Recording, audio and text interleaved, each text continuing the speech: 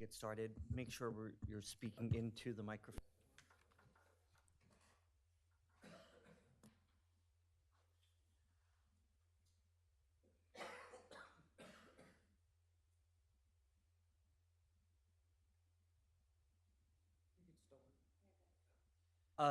Good afternoon, everyone. This is the City of Rehoboth Beach Streets and Transportation Committee meeting for Thursday, June 16th. Calling the meeting to order at 2:02 p.m. I'd like to thank, we've got a slew of city staff here as resources for us. We've got Public Works Director Kevin Williams, Chief of Police Keith Banks, Ann Womack is here with us, as well as Linda Travers, helping us run the meeting smoothly. I'd like to start by welcoming Elise Moore, a new committee member. This is her first meeting with us. Elise has owned and does own several commercial businesses and properties in town, and I think is a great different perspective to have on our committee. So we welcome you. With that, I'm going to do a roll call vote. David Diefendorfer. Here. Donna Maybury. Here. John Geiger is absent. David Mann is absent. Elise Moore. Here. And the chair is here. We have a quorum and can conduct business today. I'd also like to mention, as we go into approval of minutes, with the help of Linda, doing an audit of all of committee meeting minutes, it was found that we were insufficient in having some approved and embedded into the city documents. So she, as well as David, helped us get caught up. So we have 1, 2, 3, 4, 5, 6 sets of meeting minutes. Some of them date back to early 2021, 2020, as well as 2016. So as I mentioned in my email, what we can do is, since many of the current committee members were not present at those meetings, we can adopt those meetings in form, which means we're acknowledging that the meeting minutes have been taken, but we cannot confirm that the accuracy of them. So we could do 2 sets of meeting minutes with the November 28th, 2016, February 7, 2020, April 8th, 2021, and July 22nd, 2021 as one group of meeting minutes, and then we can vote on the following 2 for December 10th, 21 and May 19th, 2022 separately. Any comments or questions from anyone about that? I think I was at almost all the meetings except the one in 2016, and I reviewed what notes I had, which weren't thorough, but I'm comfortable going ahead and voting that. Well, if we can take them in 3 groups. We can vote for 2016 separately and just do that one in form, and then the others, if you're comfortable with the content, we can adopt them as a I couldn't guarantee motion. the content. I trust that you and Linda, in hearing it, got the notes accurate. So yeah, I listened to some of the videos for the others, but not the audio for 2016. That was just Linda. okay, yeah, I didn't go back and do anything more of that. Okay. Chair? Yes. As the city secretary, I can verify that all of the minutes are accurate. Okay. Are we comfortable then? I think what I would do is just do 2016 in form and then do the rest of them as a regular. I watched most of the videos for the following ones, and you were at all of those meetings, so I would feel comfortable just voting for those Straight out. straight up. Is that fine? It's fine with me. Then we need a motion for the first meeting minutes, which is November 28th, 2016, a motion to approve minutes in its form. Do you have a motion? Sure. I'd make a motion to approve the minutes from November 28th, 2016 in its form. A second? I'll second. Okay. All in favor of adopting the November 28, 2016 meeting minutes in form, say aye. Aye. Any opposed? Any abstentions? Okay. And then we can do the rest of them if someone would like to make a motion. Make a motion to approve in form the minutes from February 7th, 2020, April 8th, 2021, July 22nd, 2021, December 10th, 2021, and May 19th, 2022. Can I ask you to amend your motion to remove in form? To remove, okay, yes, I amend my motion to remove in form. Is there a second for that motion? I'll second that. Okay.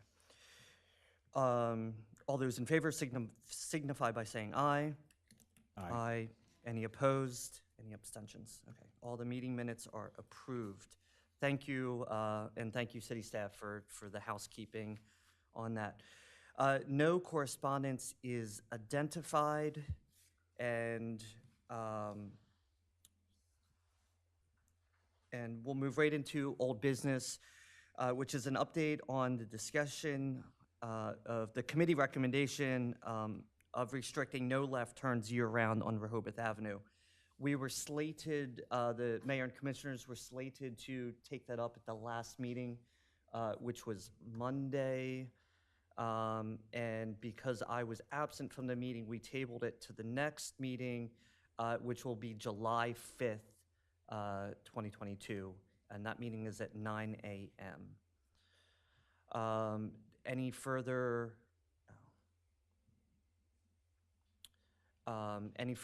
comments or questions about that?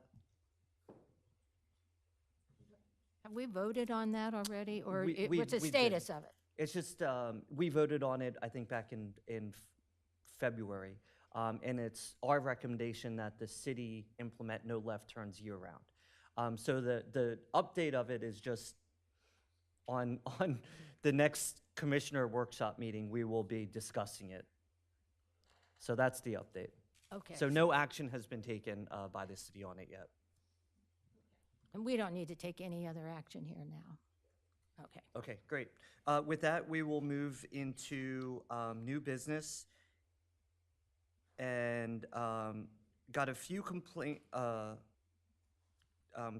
recently about the through traffic going through Country Club Estates, particularly on Hickman and Munson Streets, from folks coming off of State Road or going on to State Road. And I know we've got a member of the public here to talk about it. So that is a new item of business for us. And I put it on the agenda because I've heard from several people in the public. And so with that, I don't have any additional background to kick us off unless any of the committee members do. If not, I'm going to turn it over to the public and get public comment on it. And then I'll ask for the city staff for some input from them. All right. I'd like to hear the concerns. All right, we're going to open it up to the public on this topic. If you wouldn't mind just coming up to the microphone, state your name and address, and make sure you're speaking clearly into the microphone.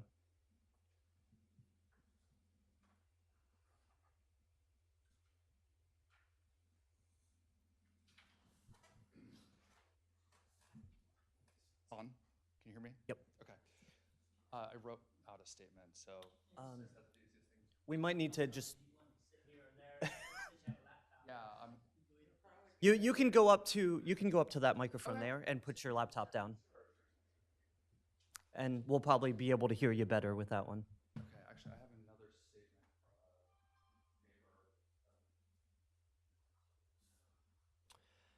from Just remember name and address.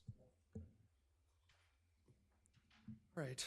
Hi, commissioners, members of the Street and Transportation Committee, Chief Banks.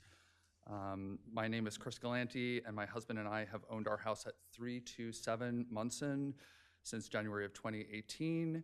We have lived full-time in Rehoboth since March of 2020, and during that time, I have noticed an increase in the volume of the traffic on the 300 block of Munson. In addition to the increase in volume, we have witnessed cars speeding above the posted 25-mile-per-hour speed limit, as well as engaging in reckless driving. This is an issue that is a concern to not only us, but every single resident of the 300 block of Munson with whom I have discussed the issue. Each of us has witnessed speeding as well as reckless driving. There is also an increase in pedestrian traffic as well as bicyclists, in part due to the popularity of Egg and Rise Up. We love seeing pedestrians and are excited those businesses are doing well. I am concerned, though, for the safety of those individuals due to the speeding and reckless driving.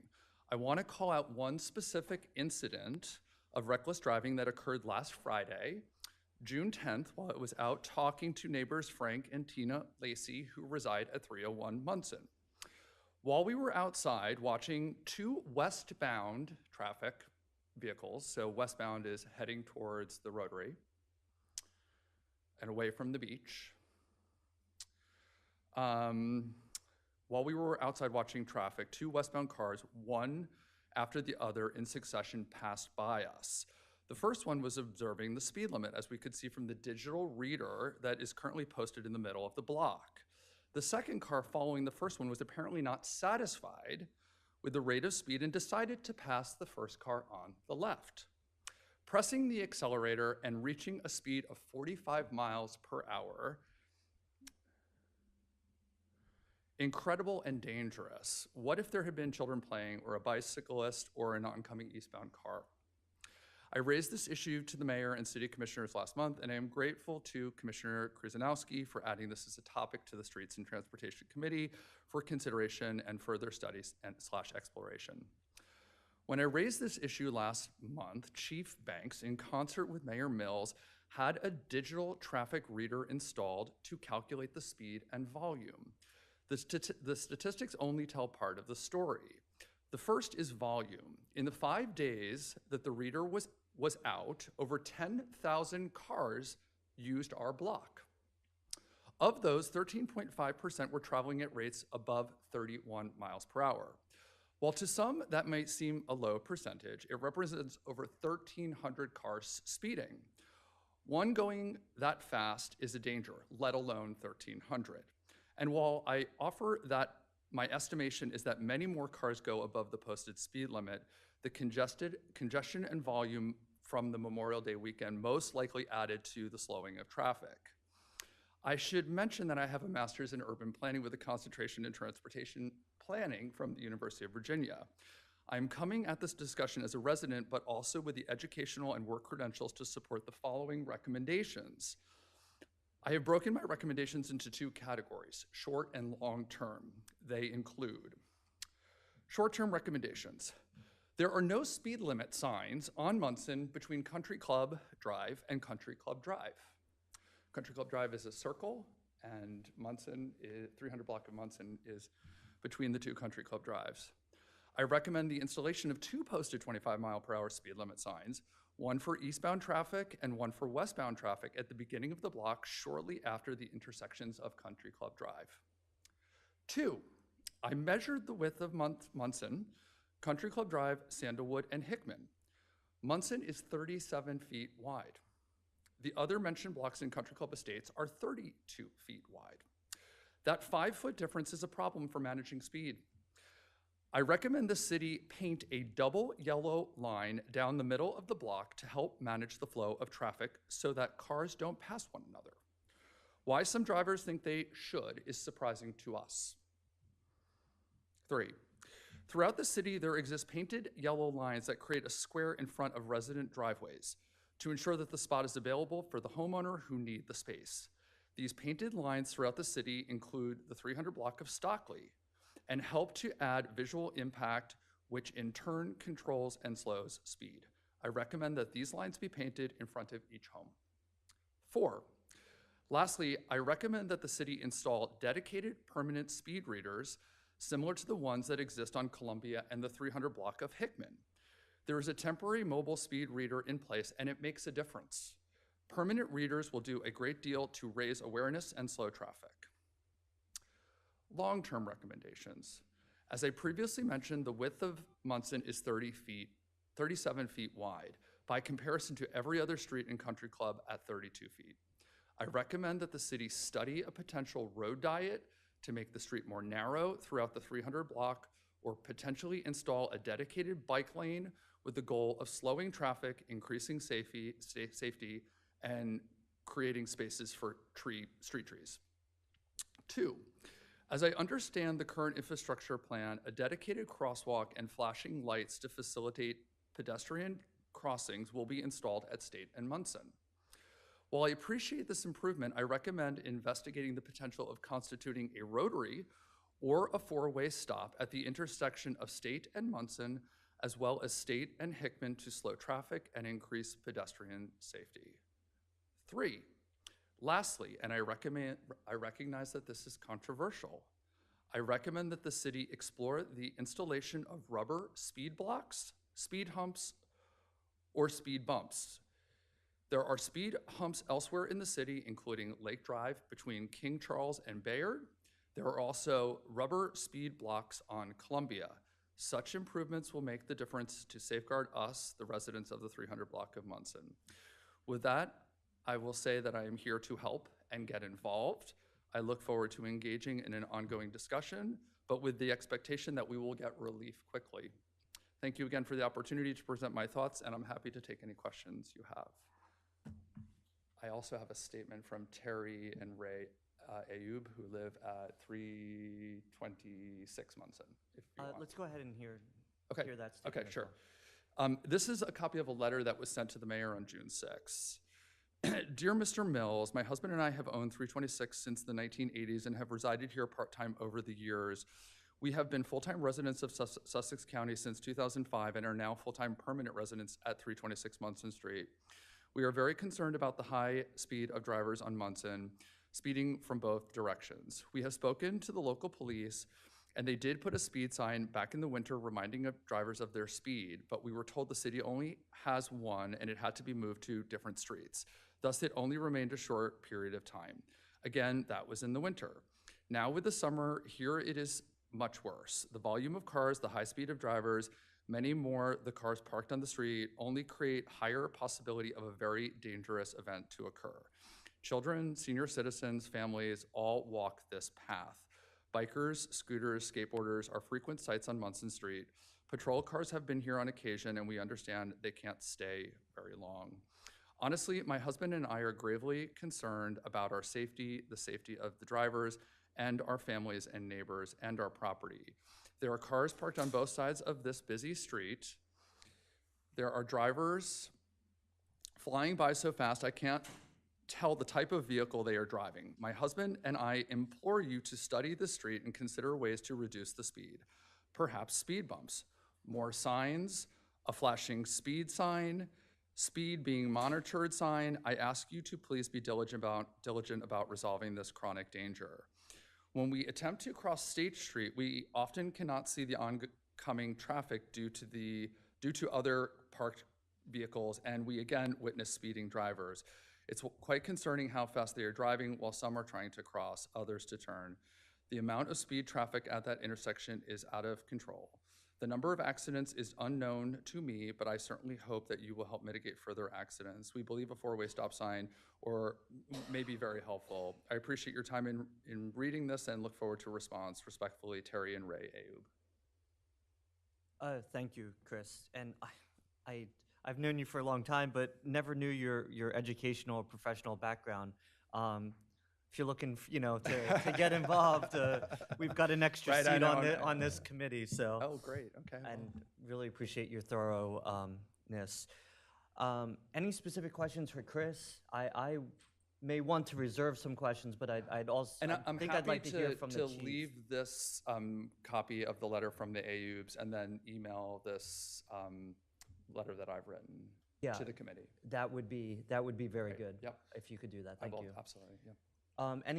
Before we hear I- from the chief and the city manager, I have a- questions? Chair, Sure. can you also make sure that we get a copy of that? Yes, I'm going to give you the email addresses to Perfect. send it to. Perfect, yep. Thank you. I have one question and a couple comments. I appreciate your comments, and you'll understand why after when I respond. So item 3 on the short-term recommendations, you said paint yellow blocks on the road. I missed that.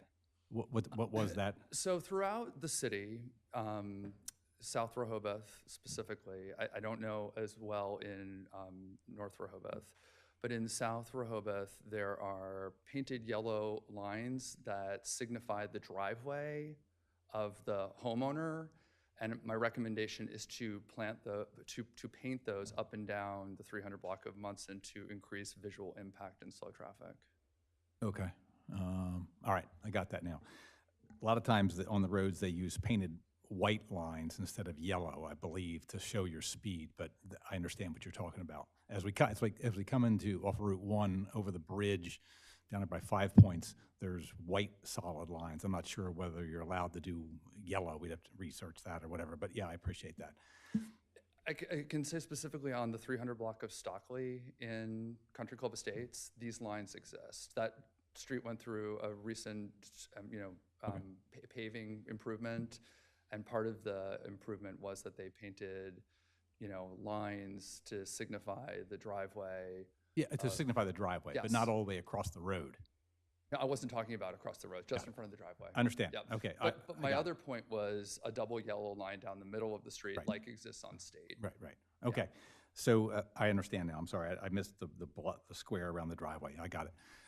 So I'd like to just say that I have brought this up to Chief Banks. That's probably one of the reasons why I'm on this committee is the speed. I ride the bike a lot. I run around town, and I've almost been hit many times, run over.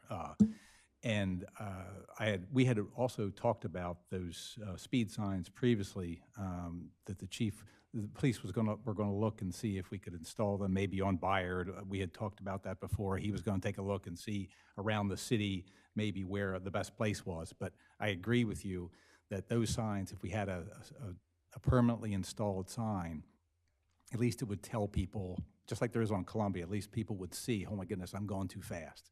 So I clearly understand, and I understand, and I thank you for your comments. Anyone else? Tell me again, you said how many people went down that road in the 5 days? Over 10,000. I believe it was 10. Chief has the statistics. Is that vehicles? Vehicles. And what days were those? It's actually a little short of 5 days. It was May 27th through May 31st. It was put out Friday morning and picked up Tuesday morning. So it's 5 days, but not 5 complete days. And on that time period on Munson Street, there was 10,202 vehicles. That was Memorial Day weekend. Okay. I talk a little bit more about it when I'm called upon, but I did another study over on a 300 block of Hickman Street. Friday, June 10th, did the same time period, so Friday morning to Monday, June 13th, and now it wasn't nearly as busy. There was 2,056 vehicles recorded over those same time period. Big Reasons difference why I'll in- go in into that that. one's a holiday and the other's not. So Exactly. that's a I big said difference. there's different reasons, but I knew this was going to be on a topic, so I wanted to put it out there. Yeah, Chief, since you're up there, why don't you can continue. Any feedback you have or thoughts on what's been brought up. And I do want to acknowledge, and I appreciate everything you're saying. I made the agenda topic broad enough that it included sort of Hickman and Munson. I know your experience is specifically on Munson. Just want to make sure that's stated for the record. And first, I'd just like to say thank you to Chris. He did reach out to me, and I think he did a nice job putting some of the issues there. Obviously, there's a lot of volume of traffic in that area. That's a true residential area, that whole country club. So we are always concerned about traffic as well as speed and things. So some of the things he came up with is true, and probably it could help slow some of the traffic down, and I'll go to stats here in a minute, what we truly found out there. Here, Munson, as he already stated, is very wide, so the traffic just does pick up and go through there, and it seems to be a cut through. And two, we do something to make it not as wide as is stated. That's going to continue, and it's going to look like it's faster than some of the speeds too, up and down the roadway. Yes, can I step up there? So I can Yeah, put my yeah, paperwork? please, that one. please.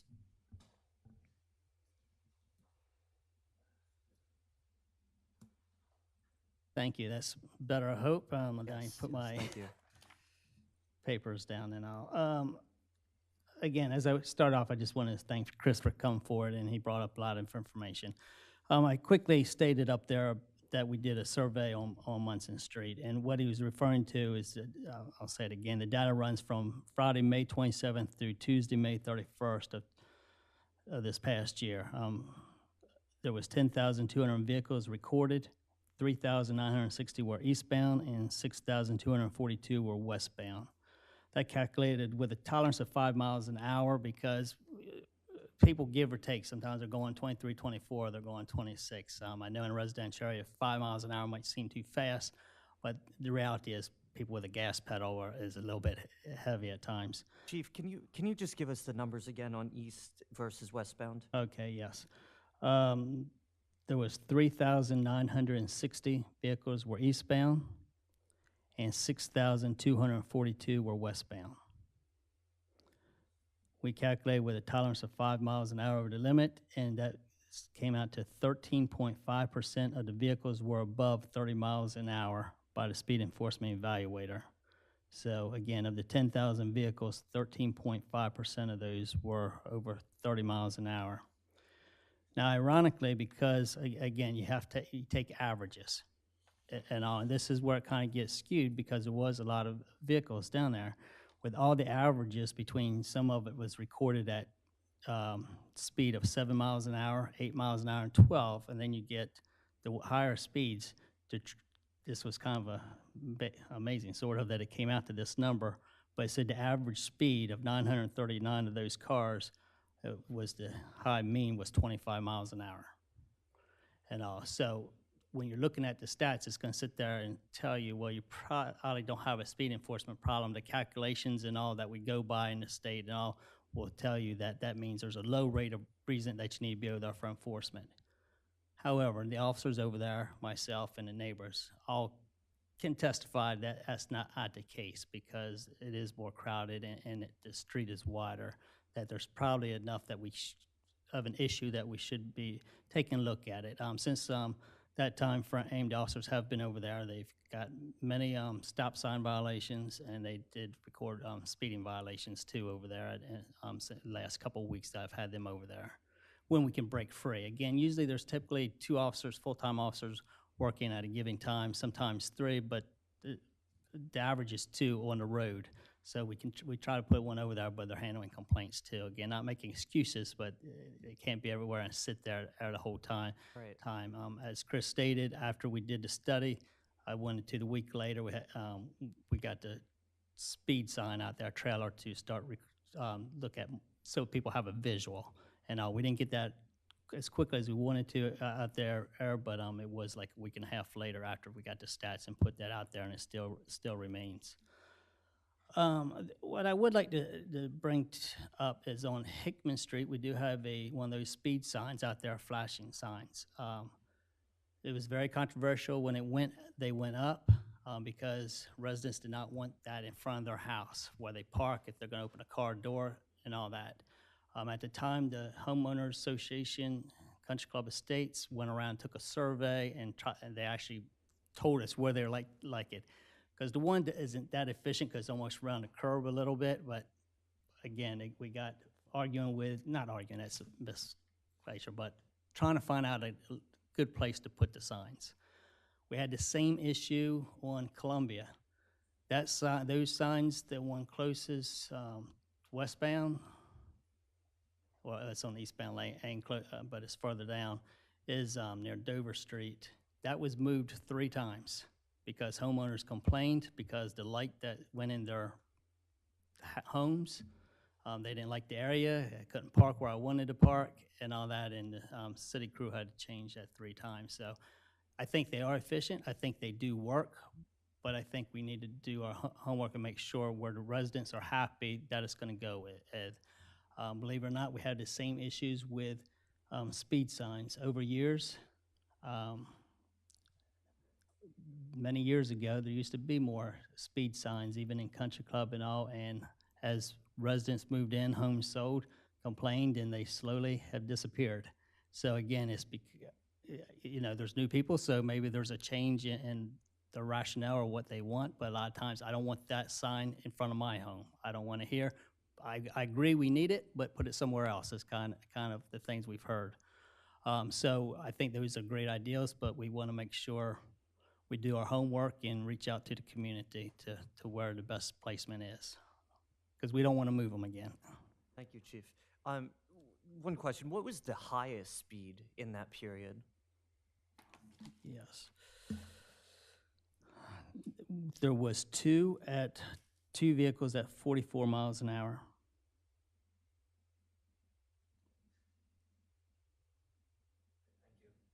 Donna, a question for the Chief? Yeah, I'm curious, for those signs that tell someone the rate of speed they're traveling, those kind of signs that's currently on the mobile Yes, ma'am. trailer, how much does it cost to put one of those in permanently along a street? I don't have the price range from me. They're not overly expensive. We got to make sure there's power. Well, there's solar power in most cases. We pay a little bit more for the decorative base and all pole because we don't. I have no idea. What's a ballpark? I don't mean to say it's not expensive. I don't know. Is that a couple thousand, 5, 10, 20? I have no idea. It's under 5. Okay. You happen to know? It's been so long I can't Okay, remember. it's under so 5. I want to say it's under 5. Yes. Okay, I was just curious, the cost. And then what happens is we usually just have Public Works put it together and put it up. Okay. But usually if you're going to do that, there's 2. You're going to buy 2 Have of to those. one on each side. That's yes. Yeah, in each area. And you need them further enough apart, and also they're not right on top of each other. So you really have to. You need them. It becomes difficult because of the placement of it. Because the reality is, you need to be farther away from the stop signs, the intersection, so cars can pick speed up so it'll register. Because if they're just now leaving and you get it too close to the intersection, they're only at 5 miles an hour, 10, it may not register. Depends where you set it at, but they need, you want it to start showing your speed, what you're truly going. So if it's only 8 miles an hour and they're still getting up to the 25 mile an hour zone, people might be, okay, I'm nowhere near that yet. So you need them further enough apart at each end and not Central close. area. Yes, but you don't want them right on top of each other both ways. Well, because Munson looks to me as it's unique that it's just that one block that's so long. Like, there are actually, I think, 5 stop signs currently on Munson that slows it down at every intersection, but I think that 300 block, there's just not anything to slow it down. But otherwise, there are a lot of stop signs, and I live in that area too, and I frequently use Hickman and Munson for 20-some years, and it's, Donna, just make sure you're. yeah, close. I mean, I'm surprised to hear these concerns because what I've observed, it's not been that problematic. And I think the other thing I'm really aware of on those streets that makes a big impact is construction. Like right now on Hickman, most of what's parked over there is a lot of construction vehicles. And sometimes you can't even get 2 other cars to get around past the construction vehicles. But we have a lot of construction, so a lot of times that construction, those construction vehicles also just automatically slow things down too. I'm not can't recall the status there on Munson right now. But I know on Hickman, I can just share that when they adding that light to give feedback about the speed has been very helpful. I think that people check their speed, and I think that's very good. And I think that sounds like a cost-effective way to help slow traffic. And so I think of your short-term suggestions, I could support a lot of those as far as like maybe a permanent sign monitoring speed. And I think the idea of putting yellow rectangles around driveways. That's very reasonable.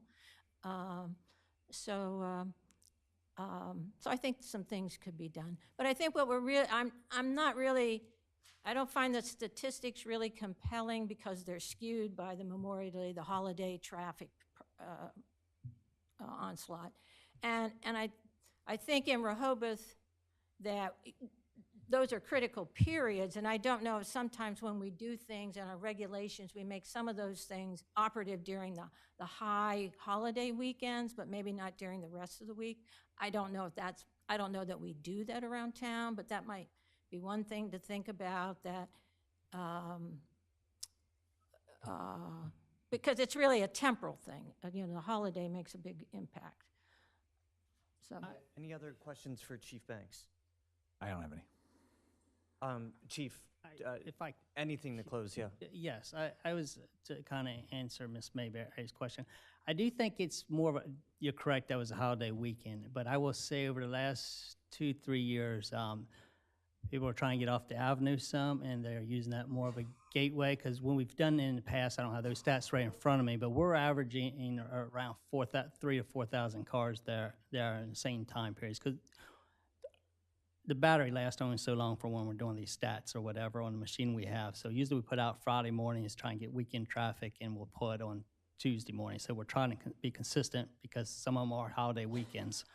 But even when it's not holiday weekend, we're finding that the volume of traffic is increased over there the last few years. And what we're seeing even more of in that area is tractor trailers and trucks going through there, cutting through delivery vehicles. And I'll try to get off the roadway. So the volume has increased. We've talked about it in our shift reports, staff reports with my officers, just because of want them to be over there more, because as that area is residential, there are more children out there with scooters that's not always watching the roadway when they're crossing and things like that. So it does concern me. I have seen more volume in there over the last few years. And I tend to think in that short period of 4,000 cars in a residential area going down the streets, quite a large number of vehicles. on the weekend, that was another Well, on weekend. a 4-day, yes. Yeah, that was another weekend, so. But I can probably make that same argument in a lot of different areas in town. But now. there are sidewalks over there, right? Pardon? Yeah, there's sidewalks. So, okay. So, I mean, that I think helps protect kids, that they can be on the sidewalks, you know, and people aren't walking in the street like they do other places. So, To wrap it up, I'm comfortable with recommendations you come up with, Ed, that talk with, I guess your recommendations would come to the mayor and commissioners to decide, and then we'll be glad to help out whichever way we can, and I can prepare some, depending on what you guys vote on, if you move forward with it, try to get some price quotes on what the signboards would cost. And I don't know if Kevin can look into anything they need to about striping, to be prepared in case you go with that direction. Thank you, Chief. Kevin, if you wouldn't mind, I'd like to hear from you, and I don't want to, on the projects specifically on State Road, some of them were mentioned. If you could give us an update on those, and I don't want to put you on the spot now, but at our next meeting, after we get from Chris in writing what he recommended, I'd like that to be embedded in our next meeting so we can digest that information. If you could maybe come back with us with with the labor costs and how some of the recommendations, how labor intensive they would be and how costly they would be great. Don't want to put you on the spot for that today, but at our next meeting, perhaps. Sure, and I would just offer that the installation of these things is never really the higher cost. It's the ongoing maintenance of those things that is where the costs come in. Okay. When you go out and stripe a street, you stripe the driveways, and you do it once, it's done in a couple of days and a couple $100 for the paint and a couple days worth of time. But now you're back there every 3 years because it's really faded, that kind of thing. So we will consider that when we're talking about it. Specifically on the State Road crosswalk, it's we've got the 95% design completed. It's been to DelDOT, just waiting for them to say okay before we would be able to then advertise that project. Hopefully be done, awarded by the end of the summer so they could begin construction this fall. That's for the Grove, Munson, State Road, crosswalk. crosswalk. Mm-hmm. And is DelDOT also planning a sidewalk on State Road? They are planning a sidewalk from the elementary school to connect all the way down to where the sidewalk currently exists on State Road. Okay, so that's not in this area. Okay. And with the crosswalk would also be a four-way stop? Not a four-way stop. It'll have the flashing, rapid rectangular flashing beacon, so you can hit the button and then cross. And currently, right now,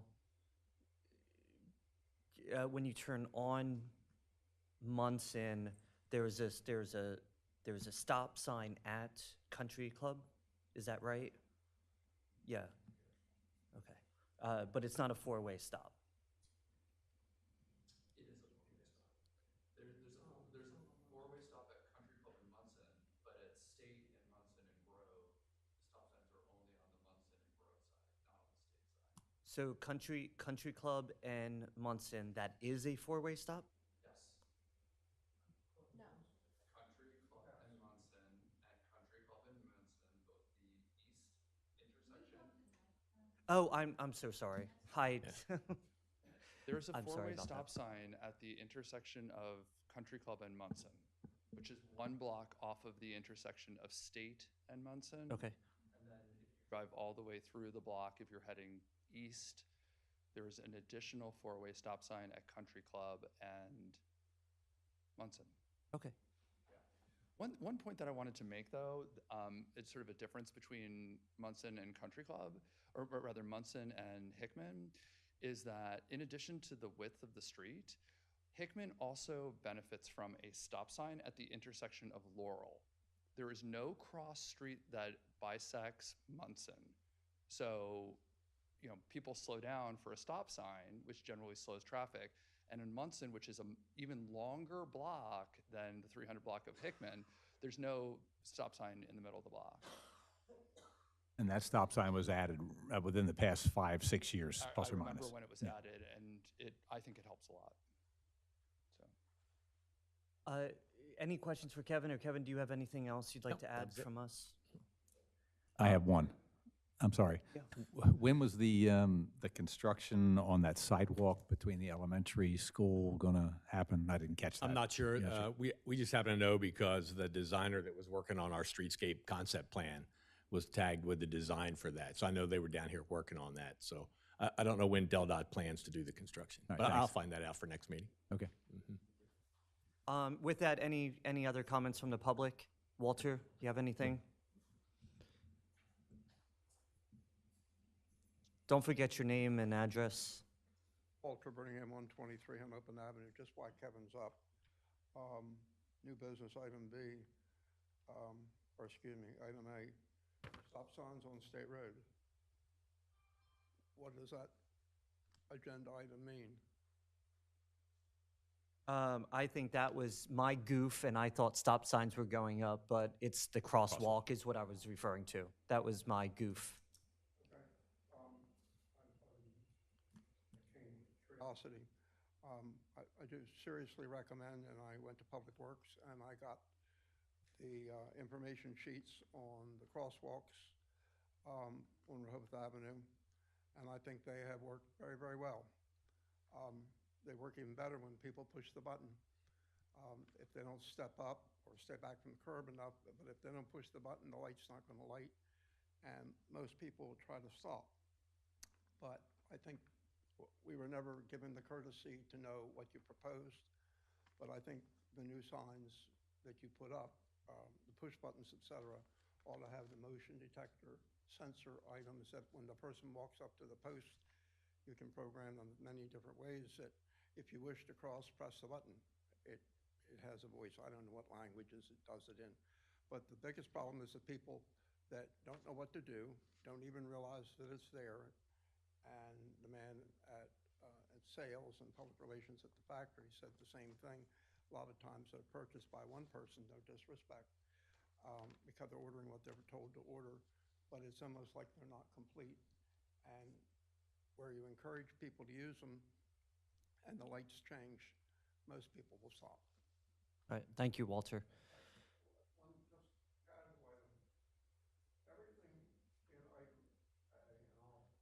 Thank you, if you don't mind, Chair, to the gentleman for a very nice report. I thought it was very good, and I think, the chief, were you talking about the speed trailer computer? Is that where most of this information came?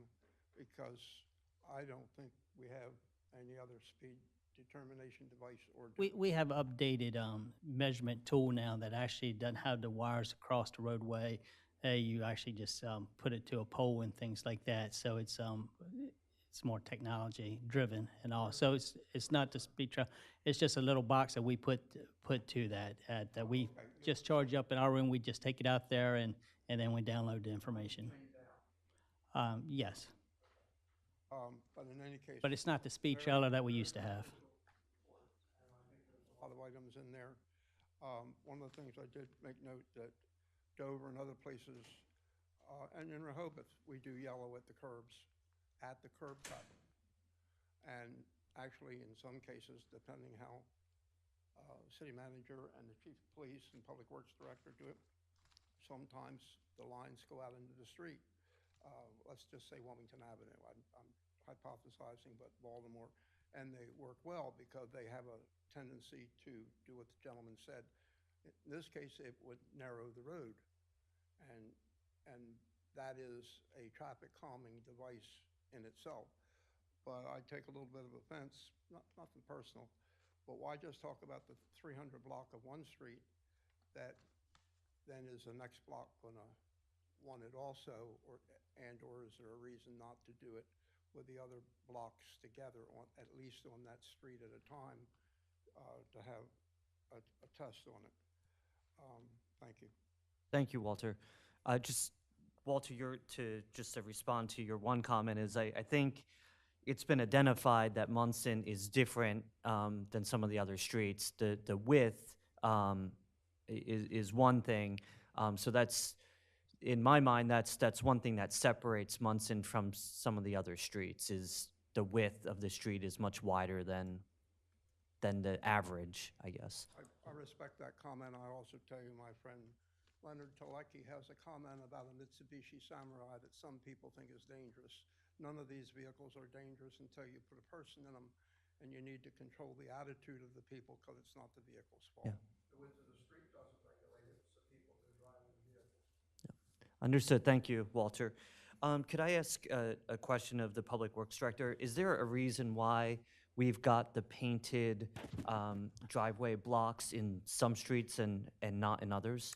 I don't know that. Chief, do you know why some do and some don't? No idea. Okay. Okay. Does it have to do when the paving's done? Donna. Pardon, does it have to do with the paving when the No, paving's done? if it's there when we do the resurfacing, we put them back. If they're not there, we don't put them in. Okay. Yeah. It's a All good, right. good question. Thank you. One more item. Of course. One of the big things that's happening these days, change of the roadways, change of Rehoboth. Rehoboth's not what it used to be. We have skateboards. It's against the law to have skateboards on the streets in Rehoboth. I'm not gonna pick on the chief. They don't have enough people to do it. They're not supposed to be out there. Now they got the little single wheel devices, and sometimes they're on the sidewalk, sometimes they're on the street. There needs to be some clarification, and there needs to be some enforcement, because the people then, bicycles and these little wheel devices go from the sidewalk and out into the street and back and forth, and nobody does anything. You drive with fear of who's going to pull in front of you. Thank you, Walter. We will perhaps bring that up as an agenda item at a future meeting. What's that? I'm not going to commit, but I'm.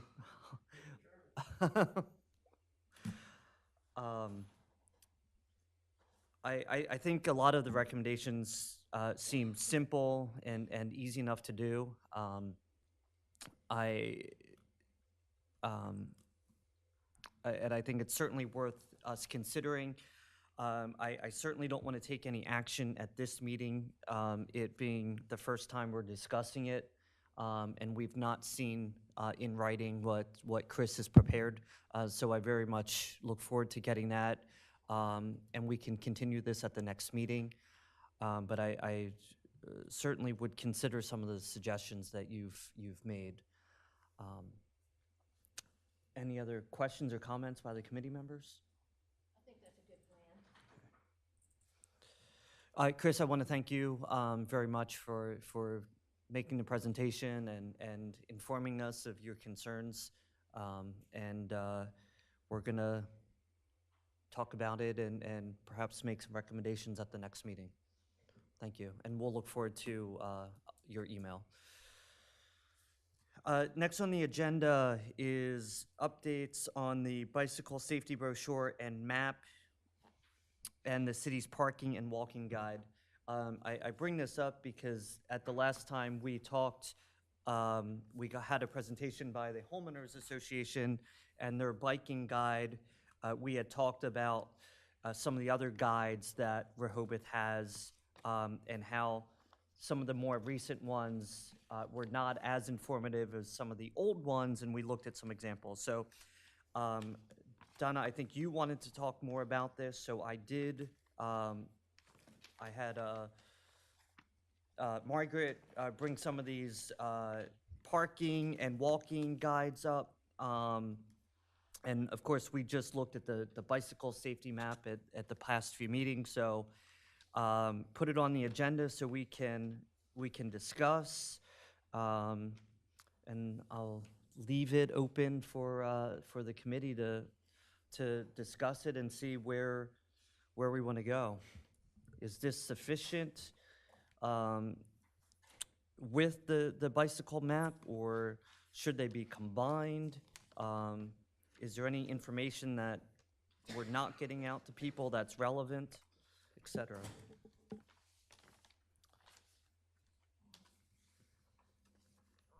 Me, Donna, just, any just thoughts? seeing this for the first time, Oh, I'm- taking it all in. There's a ton of information here. It's all kind of text, except for the big map on the back.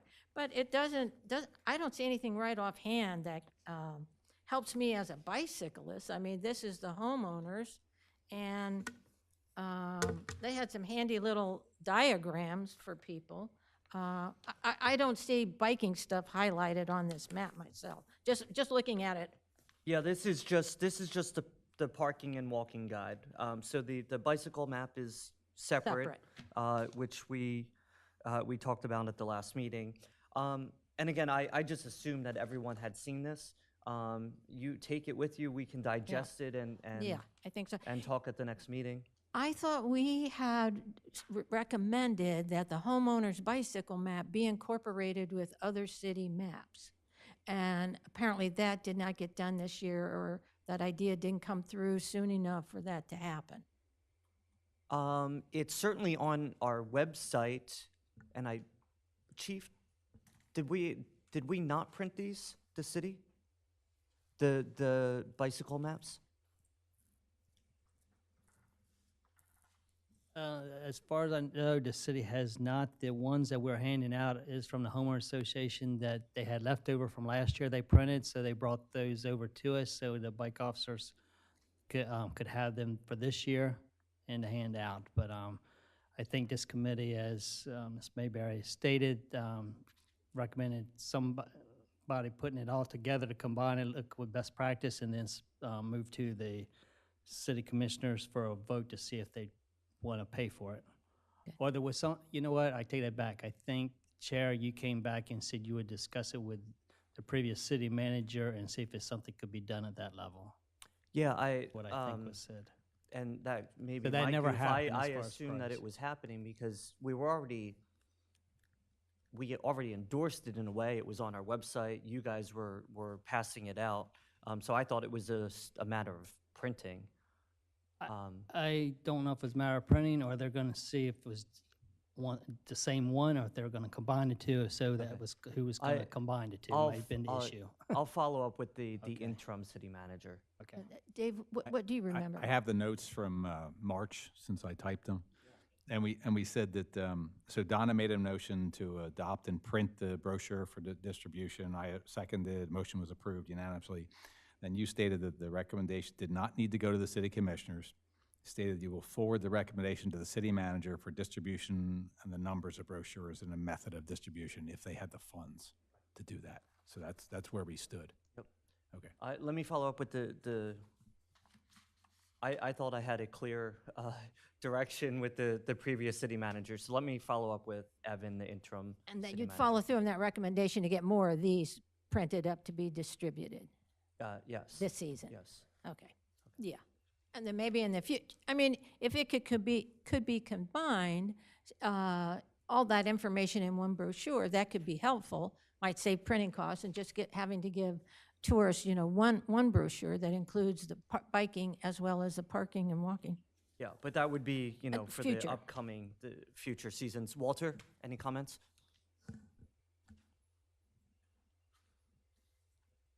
Walter Birmingham, 123 Henlopen Avenue.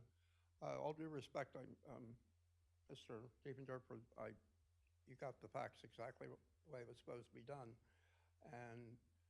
But there's no reason that these can't be produced and passed out now versus those maps for what they cost. Because I carry the maps in my vehicle and I pass them out to people that need them, want them. They're not inexpensive. I don't worry about the expense, but I try to help people. But at the same time, people don't want a map, but they really like the old maps because they're smaller, and most people have it on their phone and they'll tell you, but they see the 8.5 by 11 or 8.5 by 14 and they're really appreciative of, especially when you show the way to return across the bridge to the trail or how to get to North Shores. Much cheaper, easier for the officers to carry, and less expensive. Thank you. Thank you, Walter. That's this year. Yeah. Yeah, my expectation was it was already done. So that, thank you. So we can, we'll get an update on the map and safety tips, but we'll also continue discussion about the parking and walking guide and if this is sufficient and if they should be combined or not. I tend to think not, but Keep them two separate? I think so, yeah. But we'll continue discussion on that. Does anyone have any follow-up from any other comments about things we had on the agenda today? Walter has asked that we talk about the skateboards and some of the other devices that the kids are riding these nowadays. Is that worth bringing up? Eventually. I think we have another major item for the agenda that we decided on last Correct. month, Yep. that we would talk about the delivery trucks parking in the travel lanes on Rehoboth Avenue, and that didn't get put on today's agenda. So I think, That's my fault, Donna. so I think we definitely want to get that back in rotation and put that on next month's agenda. And Agree. Thoughts? Okay. So Walter, maybe not the next meeting, but the following meeting on the skateboards.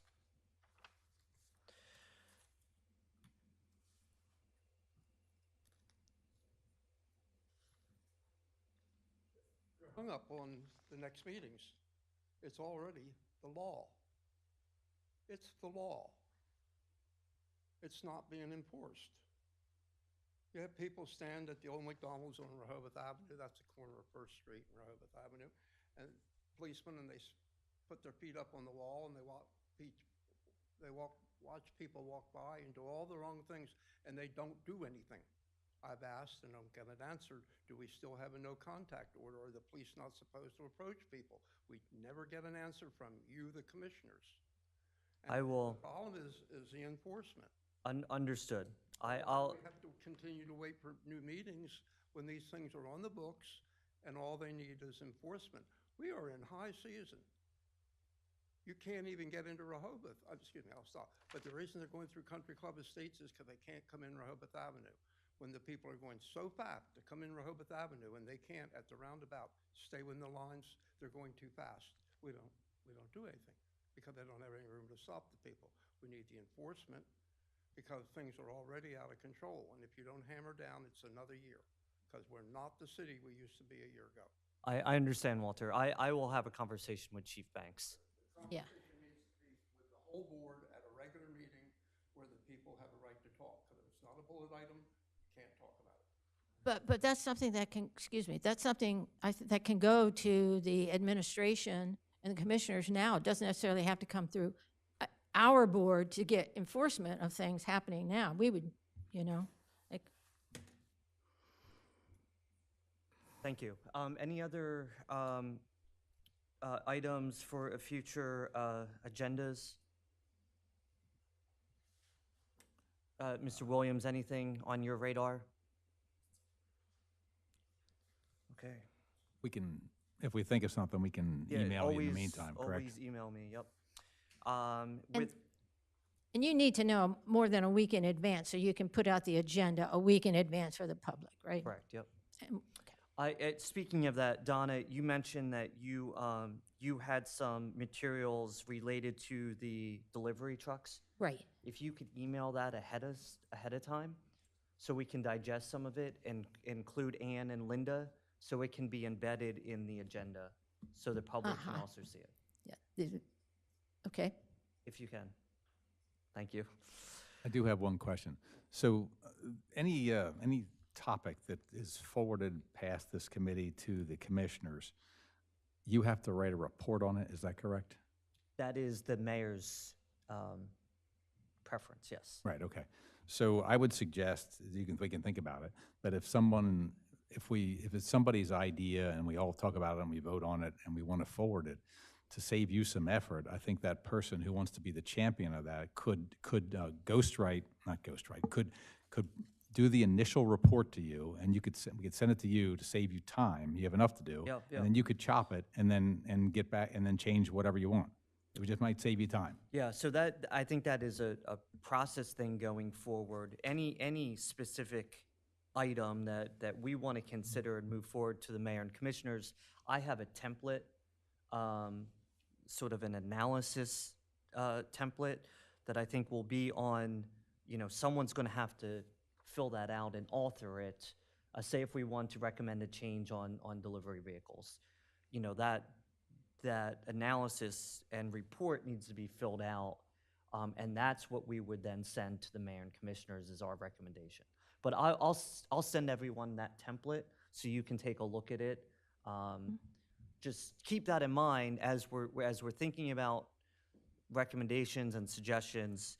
We need to look at it from that point of view. This is sort of the template report. So what's the objective? What's the background? What exactly is the concern or the problem or the solution we're trying to solve? Well, the way I look at that with the delivery truck thing, we're quite a ways from that. Right. We're really in a research phase right now. I was talking about it once if we decide something, If the it- committee says we're going to do this forward, we need to help the commissioner out and write something up. That's just my recommendation. Yeah, I agree. So thank you for bringing that up. Any other, our next meeting is, the third Thursday of July at 2 p.m., which is, this is the second time I'm doing this today, and I already forgot. It is July 21 at 2 p.m. With that, is there any final citizen comment?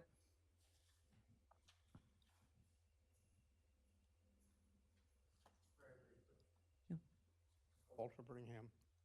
Dom has done her homework. You have all the laws in effect. 20-minute loading zones. Can't park on the street. No enforcement.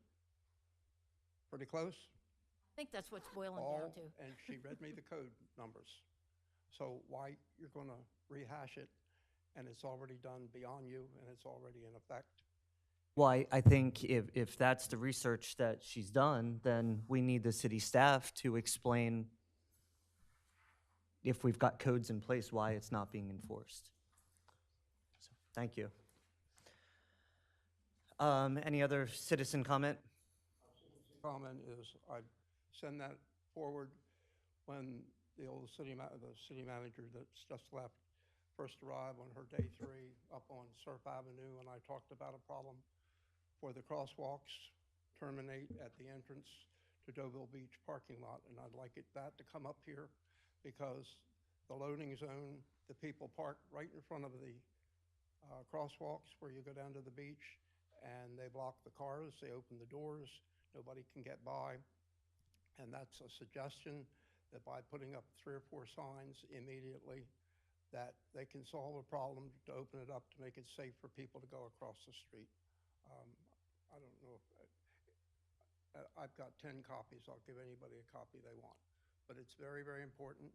And so when a car goes up to unload, the space on each side of the entry to the beach should be loading and unloading only, and it should be no parking. It should be so people can unload and the crosswalks be accessible. Thank you. All right, thank you, Walter. With that, any other committee comments? I adjourn the meeting at 3:08. Thank you all.